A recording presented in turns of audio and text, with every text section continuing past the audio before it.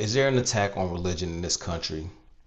Because over the past couple months or years even, there's been an uptick in attacks at a place where most people deem to be sacred, a place designed for fellowship and worship, and just a place for people to practice whatever their religious beliefs are. Now, you had the Dylan Roof incident in Charleston, South Carolina, where he went in that church and unfortunately took the lives of all those people. You just had recently the incident at the Catholic Church in Minneapolis last month. And at the recording of this video on September 28th, 2025, unfortunately, there was another attack at a church in Grand Blanc, Michigan, which is a suburb inside of Flint, Michigan. So a lone gunman ran his truck into a church, immediately got out of the car, threw what appears to be some sort of accelerant to set the church on fire, started to open fire on all the attendees. I believe 2 have been pronounced deceased at the moment, and 8 others have been hospitalized, but they are still searching through the church because as he set the church on fire, there could be possibly more casualties.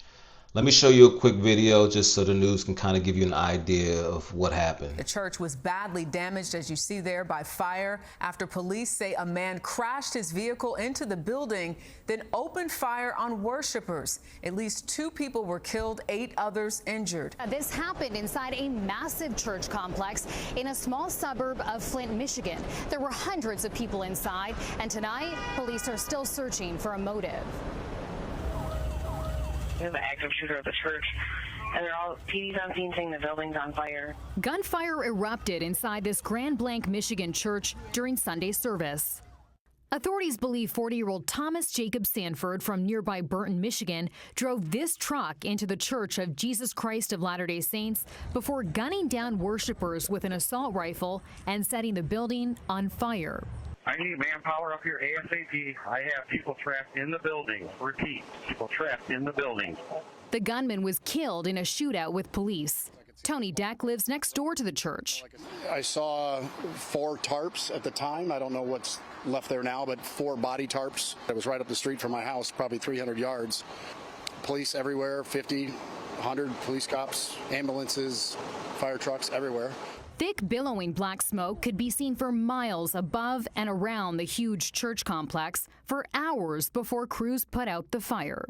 And we do believe that there was people up there that were near that fire and they were unable to get out of the church. So we do believe that we will find additional victims once we're able to search. So what we know is around 10:25 that morning, police received a call about an attack at a church, and thankfully, police was able to respond in less than a minute. I believe they got there like 10:26 or something like that. Like, it was literally less than a minute. So thank God, because there probably would have been more casualties.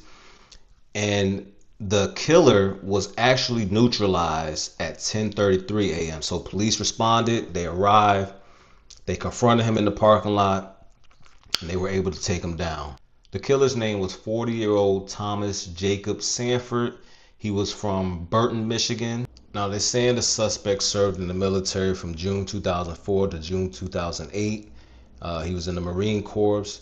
I don't want to get too deep into whatever it is that he achieved early on in life, because this horrific act erases all of that. Still yet to be any motive as to why he committed this heinous act.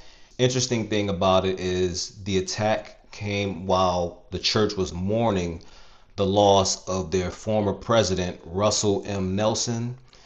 He was the church's 17th president, and he was president since 2018. Now, I don't understand why someone would decide to go inside of a place of worship. There's children inside, and just take people's lives like that.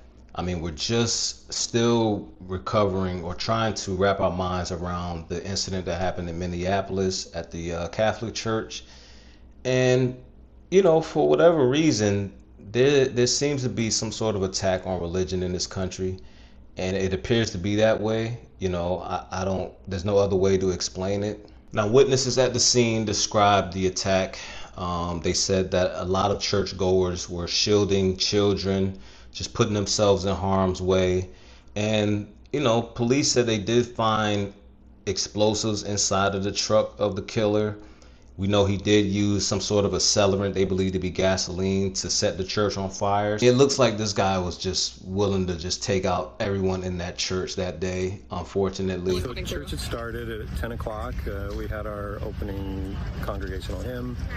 We were getting ready to take the sacrament, and we heard a large, just a loud bang.